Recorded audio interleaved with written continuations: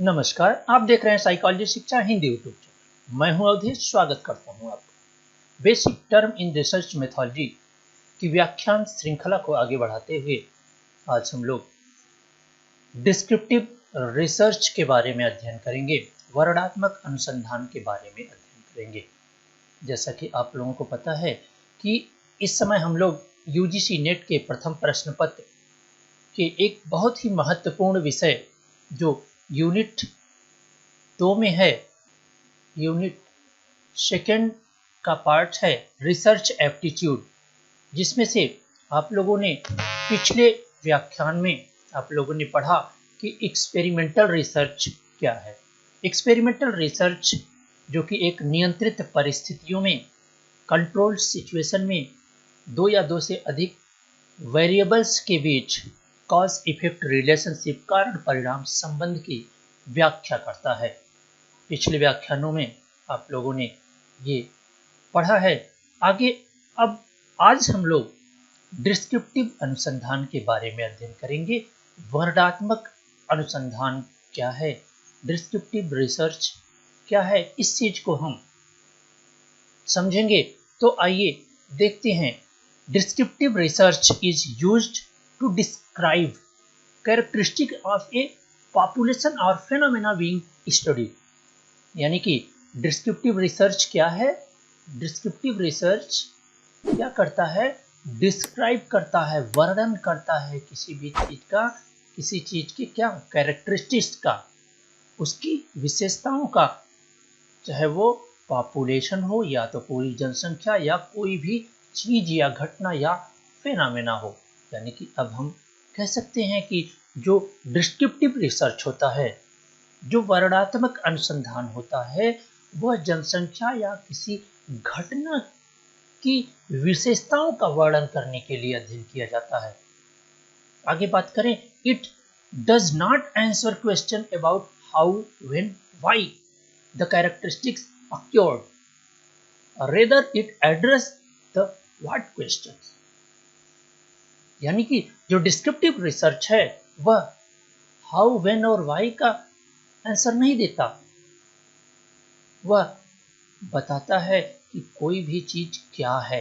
इस आधार पर आप देखेंगे कि जो डिस्क्रिप्टिव रिसर्च होता है वो एक सतही अनुसंधान, सरफेस अनुसंधान होता है, लेकिन अन्य अनुसंधानों के लिए यह अत्यंत ही महत्वपूर्ण होता है। आगे आप देख सकते हैं कि वर्णनात्मक अनुसंधान का उपयोग किसी जनसंख्या या फेनोमेना, घटना की अध्ययन की विशेषताओं के वर्णन करने के लिए किया जाता है। और यह कैसे, कब और क्यों के बारे में नहीं जवाब देता, बल्कि ये जवाब देता है कि जो चीज है वो क्या है। आइए इसे एक एग्जाम्पल द्वारा समझें। उसके पहले मैं बता दूं कि डिस्क्रिप्टिव रिसर्च डिस्क्रिप्टिव स्टैटिस्टिक्स पर एकदम आधारित होता है। डिस्क्रिप्टिव रिसर्च एंड इन्फेरेंशियल रिसर्च हमने पीछे आपको पढ़ा रखा है। अगर अभी तक आपने वह वीडियो नहीं देखा है तो आप वह वीडियो देख लें, तो वर्णनात्मक अनुसंधान आपको बहुत ही आसानी से समझ में आ जाएगा। उस वीडियो का डिस्क्रिप्शन आपको इस वीडियो के लिंक में भी मिल जाएगा। जहां तक जब हम डिस्क्रिप्टिव स्टैटिस्टिक्स की बात करते हैं, तो चूंकि जो स्टेट होता है वह मुख्य रूप से दो भागों में बांटकर अध्ययन किया जाता है। एक को कहते हैं डिस्क्रिप्टिव रिसर्च और एक को कहते हैं इन्फरेंशियल रिसर्च। इन दोनों चीजों को आप अगर अच्छी से समझ लेते हैं तो आपको डिस्क्रिप्टिव रिसर्च समझना बहुत आसानी हो जाएगा। यानी कि जब हम डिस्क्रिप्टिव रिसर्च स्टैटिस्टिक्स की बात करते हैं, यानी कि डिस्क्रिप्टिव सांख्यिकी की बात करते हैं, तो वहां पर क्या होता है कि किसी एक आंकड़े के द्वारा अन्य सभी आंकड़ों का क्या किया जाता है? वर्णन किया जाता है। क्या किया जाता है? डिस्क्राइब किया जाता है। और इसके लिए जो विधियां अपनाई जाती हैं वो क्या मीन, मीडियन और मोड, कोरिलेशन तथा अन्य ऐसे विधियों का प्रयोग किया जाता है जिसमें रेखा चित्रीय प्रस्तुतिकरण भी सम्मिलित होता है, सहसंबंध भी सम्मिलित होता है। तो इस तरह से आप देखते हैं कि जो डिस्क्रिप्टिव स्टैटिक्स होता है वह सामान्य रूप से किसी भी आंकड़े का या किसी जनसंख्या का या किसी प्रतिदर्श से प्राप्त आंकड़ों का सतही या कहा जाए बहुत जल्दी से अनुमान लगाने वाले अध्ययन करता है। ठीक उसी प्रकार वर्णनात्मक अनुसंधान भी एक ऐसा अनुसंधान है जो जनसंख्या के बारे में वर्णन करता है, उसके बारे में क्या है, वो चीजें क्या है इसके बारे में बताता है। जबकि वहीं आप जब इन्फ्लुएंशियल रिसर्च आपने पढ़ा है तो वो क्या कहता है कि एक सैंपल के आधार पर किसकी पॉपुलेशन की भविष्यवाणी करता है, यानी कि किसी प्रतिदर्श से प्राप्त परिणाम के आधार पर जनरलाइज करता है पॉपुलेशन को। तो ये अलग चीज हो जाती है। ये हमने अच्छी तरह से पिछले व्याख्यानों में पढ़ा है। साथ ही अभी तक अगर आपने इस चैनल को सब्सक्राइब नहीं किया है तो प्लीज चैनल को सब्सक्राइब करें, साथ ही बेल आइकन दबाना न भूलें, क्योंकि बेल आइकन दबाने से हमारी आने वाली सभी वीडियो की इंफॉर्मेशन आपको मिल जाती है। तो आइए हम बात करें वर्णनात्मक अनुसंधान की। हम बात कर रहे हैं एक ऐसे अनुसंधान की बात कर रहे हैं जो सतही अनुसंधान लेकिन बहुत ही अनिवार्य अनुसंधान होता है, जिसके आधार पर आगे के सभी अनुसंधानों के लिए एक तरह सा प्लेटफॉर्म मिलता है, नींव मिलती है, आसानी हो जाती है करने में। अब आप समझ चुके होंगे कि वर्णनात्मक अनुसंधान क्या है। आइए एक और उदाहरण से इसे आसानी से हम समझने का प्रयास करें। आप इस समय देख रहे होंगे कि पूरा जो विश्व है वो एक ऐसी महामारी से गुजर रहा है जिसे आप कोविड-19 कह रहे हैं। चूंकि इस बीमारी के बारे में सरकार ने एक ऐप भी लॉन्च किया है जो आप सभी के मोबाइल में अवश्य ही होगा, जिसे आप आरोग्य सेतु कह रहे हैं। आप ध्यान दिए होंगे जब आप आरोग्य सेतु में जाते हैं तो देखते हैं वहां पे बहुत सारे आंकड़े दिखाता है कि आज इस स्टेट में कितने आंकड़े आए, कितने टोटल हैं, कितने स्वस्थ हुए और कितने लोगों की मृत्यु हो गई। साथ ही साथ आप जब उसके वर्णन में जाते हैं, उसके एक्सप्लेनेशन में जाते हैं, ठीक, तो आप देखते हैं कि आपको दो तरह के ग्राफ दिखाता है। आप देखे होंगे कि एक आपको एक ग्राफ दिखाता है जो इस तरह से चलता हुआ दिखता है और एक ग्राफ आपको ऐसे दिखाता है जो कि ऐसे ऐसे ऐसे ऐसे बढ़ता हुआ चल रहा है। आप देखेंगे कि ये सारे जो अनुसंधान हैं, ये सारी जो चीजें आपको दिख रही हैं वो डिस्क्रिप्टिव अनुसंधान का ही एक रूप है।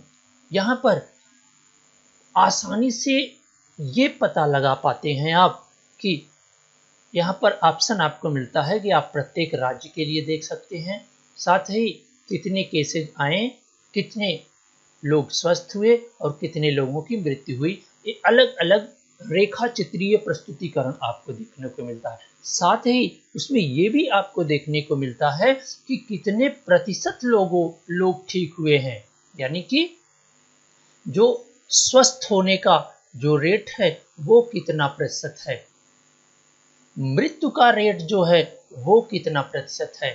तो इस तरह से ये सारे जो आंकड़े आपको दिख रहे हैं एकदम आज करंट में ये सारी चीजें आप समझ सकते हैं, क्योंकि आप इस समय यूज कर रहे हैं, इस समय आप उसके बारे में अच्छी तरह से समझ सकते हैं। ये जो भी चीजें आपको दिख रही हैं वो सभी वर्णनात्मक अनुसंधान का उदाहरण है।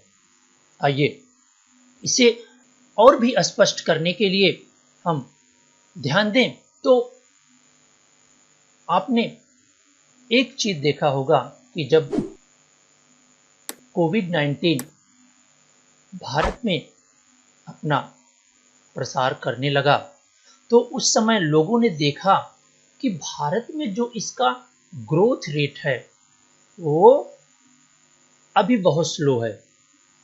साथ ही साथ इससे जो मृत्यु होने का जो रेट है, वो क्या है? बहुत कम है। तो जो कि विदेशों के, जो कि फॉरेन में अमेरिका, रूस या अन्य देशों की अपेक्षा अगर देखा जाए, तो ये जो मृत्यु रेट है, ये बहुत कम है। ऐसा क्यों है? तो लोगों ने अध्ययन किया, वर्णनात्मक अनुसंधान के आधार पर लोगों ने ये स्पष्ट रूप से देखा कि यहाँ पे लोगों की इम्यूनिटी जो है वो अधिक है अन्य देशों की अपेक्षा, इसीलिए यहाँ पर जो मृत्यु का रेट है वो बहुत ही कम प्रतिशत में पाया जा रहा है। यहाँ पर अभी कोई परिणाम नहीं आया है। वर्णनात्मक अनुसंधान क्या करता है? कोई फाइनली परिणाम नहीं देता है, लेकिन किसी भी शोध या किसी भी अनुसंधान के बारे में एक स्पष्ट धारणा प्रदर्शित करता है।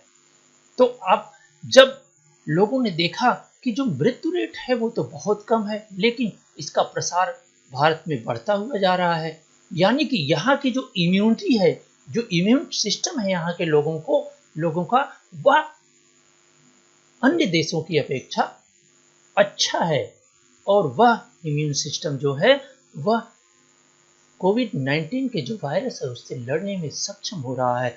तो इसी वर्णनात्मक अनुसंधान के आधार पर सरकार ने सुझाव देना शुरू किया कि आप ऐसे काढ़े का प्रयोग करें जिससे आपका जो इम्यून सिस्टम है वो इंक्रीज हो, जिससे आप लड़ सकें किससे? कोविड-19 से। तो ये सारे जो आंकड़े प्रदर्शित होते हैं, ये सारे जो ग्राफ प्रदर्शित होते हैं, वो क्या हैं? वर्णनात्मक अनुसंधान का अंग हैं। मुझे उम्मीद है कि अब आप इन चीजों को समझ चुके होंगे। चलिए इसे और भी स्पष्ट करने के लिए इनके उद्देश्य विशेषताओं पर ध्यान दें। आपको वर्णनात्मक अनुसंधान का जो कॉन्सेप्ट है पूरी तरह से समझ में आएगा। सबसे पहले हम इसके उद्देश्य की बात करते हैं कि वर्णनात्मक अनुसंधान के क्या उद्देश्य होते हैं। अब आप चूंकि पीछे हम बता चुके हैं, तो आप बहुत ही आसानी से समझ सकते हैं कि जो वर्तमान स्थिति का स्पष्टीकरण और भावी निवेदन करना, इसका क्या वर्णनात्मक अनुसंधान का क्या उद्देश्य है? पहला उद्देश्य है कि वर्तमान स्थिति, जो वर्तमान स्थिति है और उसका स्पष्टीकरण, भावी नियोजन करना। जाहिर सी बात है, आप बहुत सामान्य चीज अगर आप देखें, आप अगर किसी चीज के मूल कारणों को समझ लेते हैं तो अवश्य ही आप इन कारणों को खत्म करने के लिए आसानी से बहुत सारे उपाय, या आप जिसे यहाँ पर हाइपोथेसिस कहते हैं रिसर्च की भाषा में, आप उसकी कल्पना कर सकते हैं और फिर उस वे में अपने अध्ययन को फिर आप बढ़ा सकते हैं। तो जो वर्णनात्मक अनुसंधान होता है वो क्या करता है कि वर्तमान स्थिति, जो वर्तमान स्थिति है उसका स्पष्टीकरण करता है। क्या करता है? क्लेरिफिकेशन करता है कि जो चीजें हैं वो क्या हैं। आपने अभी देखा ये किसका आंसर देता है, क्या का आंसर देता है, वो चीजें क्या हैं, और इससे निपटने के लिए हमें भावी नियोजन क्या करना चाहिए। अगली बात जो आती है कि जब ये स्पष्ट हो जाता है कि ये क्या है, कि क्या कारण है, ये कैसे हैं, आप आसानी से, मैंने जो एग्जाम्पल दिया उससे आप आसानी से समझ सकते हैं। इस तरह से लाइफ में किसी भी उदाहरण को, चूंकि करंट में जो चीजें हैं उसका उदाहरण देने से आप बहुत ही आसानी से समझ पाते हैं। इसलिए आइए हम दूसरे उद्देश्य की जब बात करते हैं, तो जो भावी अनुसंधान के प्राथमिक अध्ययन में, भावी अनुसंधान के प्राथमिक अध्ययन में सहायता करना, यानी कि जो वर्णनात्मक अनुसंधान होता है वो क्या करता है? जो भविष्य में अनुसंधान होने वाले हैं उसकी सहायता करता है। कैसे? बहुत सारे आंकड़ों से। आप देख सकते हैं कि जब बहुत सारे ऐसे सूचनाएं आपके पास मिल जा रही हैं कि भारत में जो ग्रोथ रेट है वो किस प्रकार से है, जो मृत्यु रेट है वो किस प्रकार से है, जो स्वस्थ होने का रेट है वो किस प्रकार से है, तो आप देख सकते हैं कि जो ग्रोथ रेट है वो भी तो बढ़ रहा है, लेकिन साथ साथ ठीक होने का भी रेट भी हाई है, लेकिन मृत्यु होने का रेट बहुत कम है। यानी कि यहाँ के जो इम्यून सिस्टम है वो अधिक है। तो अब जाहिर सी बात है, जब आप इन चीज़ों पर आपका क्लियरिफिकेशन हो जाएगा, स्पष्टीकरण हो जाएगा, तो आप अवश्य ही जो भावी अनुसंधान है उसको सफलीभूत करने में आप सफल होंगे, और ऐसे अनुसंधान को आप नियंत्रित और वस्तुनिष्ठ तरीके से आराम से कर सकते हैं। जब आपको सभी वेरिएबल्स पता चल जाएंगे किसी भी अनुसंधान के, जब आप सभी वेरिएबल्स के बारे में आप जान जाएंगे, तो आप ये भी जान जाएंगे कि कौन से वेरिएबल प्रभावित कर रहे हैं और कौन से वेरिएबल्स को हमें नियंत्रित करने की आवश्यकता है, किस वेरिएबल में हमें जोड़ तोड़ करने की आवश्यकता है, किस पर इसके प्रभाव को देखने की आवश्यकता है। तो इस तरह से आप वर्णनात्मक अनुसंधान के द्वारा जो भविष्य में जो एक्सप्लोरेटरी रिसर्च करना है या आपको एक्सपेरिमेंटल रिसर्च करना है, वह आप कैसे अधिक अधिक नियंत्रित और वस्तुनिष्ठ तरीके से कर सकते हैं। आइए अगली बात करें तो वर्णनात्मक अनुसंधान की विशेषताओं पर चर्चा करें, जो वर्णनात्मक अनुसंधान के स्वरूप को, कॉन्सेप्ट को पूरी तरह से स्पष्ट कर देगा।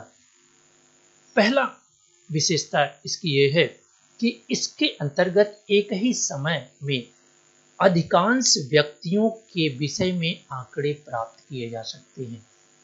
देखिए, पहली विशेषता है कि जो इसके अंतर्गत यानी कि वर्णनात्मक अनुसंधान के अंतर्गत एक ही समय में हम अधिक पॉपुलेशन का बारे में एक डेटा कलेक्ट कर सकते हैं, आंकड़ा कलेक्ट कर सकते हैं। चूंकि हम सतही अध्ययन करते हैं, हम सतही रूप से मीन मीडियन मोड देखना चाहते हैं या ग्राफिकी या प्रेजेंटेशन करना चाहते हैं, तो बड़े से बड़े आंकड़े का भी, अधिकांश व्यक्तियों का भी हम मीन, मीडियन या मोड या उनके बीच क्या संबंध है, इस चीज का सतही अध्ययन बहुत ही आसानी से कर सकते हैं। दूसरी विशेषता की अगर हम बात करें तो इसका संबंध किसी व्यक्ति विशेष से न होकर संपूर्ण जनसंख्या अथवा उसके न्यादर्श से होता है। आइए दूसरी विशेषता जो कह रही है कि इसका जो संबंध होता है वो किसी एक व्यक्ति विशेष से नहीं होता है, ये या तो संपूर्ण जनसंख्या पर बात करता है या किसी जनसंख्या से लिए गए प्रतिनिधि प्रतिदर्श के बारे में अध्ययन करता है और उससे जो निष्कर्ष निकालता है उससे भावी जो अनुसंधान होते हैं उसको करने में मदद मिलती है। अगली विशेषता है कि इसके अंतर्गत किसी वैज्ञानिक नियम का निर्धारण नहीं होता। आप ध्यान दीजिए, मैंने पहले बताया कि ये क्या होता है, एक सतही अनुसंधान होता है जो उत्तर देता है कि वेरिएबल्स क्या हैं, इनके क्या प्रभाव हो सकते हैं, इसको किस प्रकार नियंत्रित कर सकते हैं। तो इस प्रकार से यह किसी नियम का निर्धारण नहीं करते, ये कोई नए सिद्धांत या नई चीजों को नहीं डेवलप करते, अपितु यह समस्या के समाधान हेतु सूचना प्रदान करते हैं। क्या करते हैं? समस्या के समाधान के लिए सूचना प्रदान करते हैं।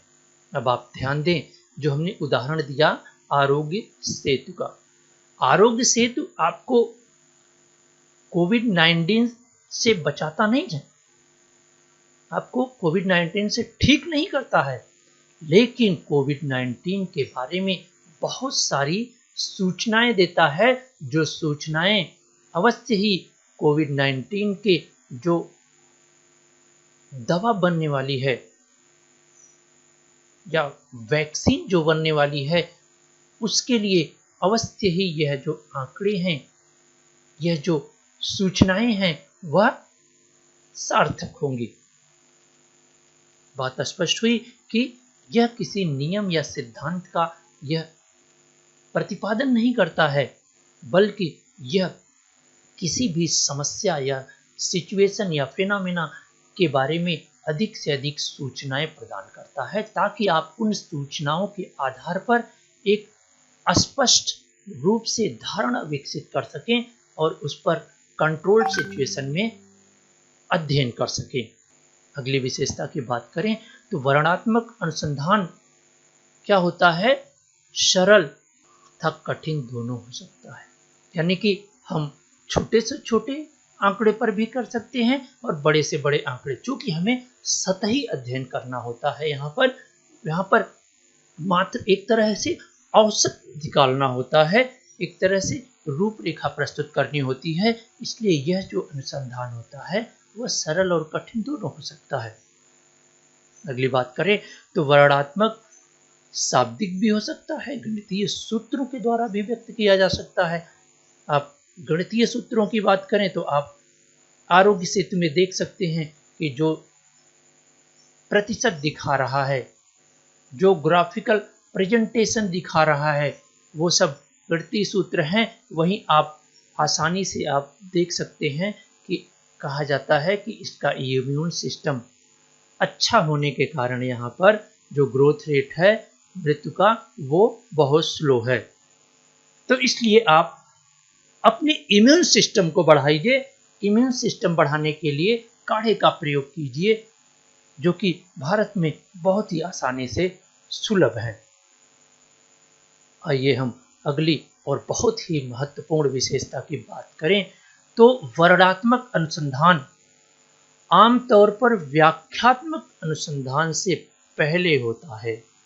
आप ध्यान दीजिए, हमने बताया कि जो वर्णनात्मक अनुसंधान है यह क्या करता है, सूचनाएं इकट्ठा करता है, जिससे क्या होता है कि व्याख्यात्मक अनुसंधान किया जाता है, एक्सप्लोरेटरी रिसर्च किया जाता है। तो जाहिर सी बात है कि जो वर्णनात्मक अनुसंधान होगा वह एक्सप्लोरेटरी रिसर्च के पहले होगा।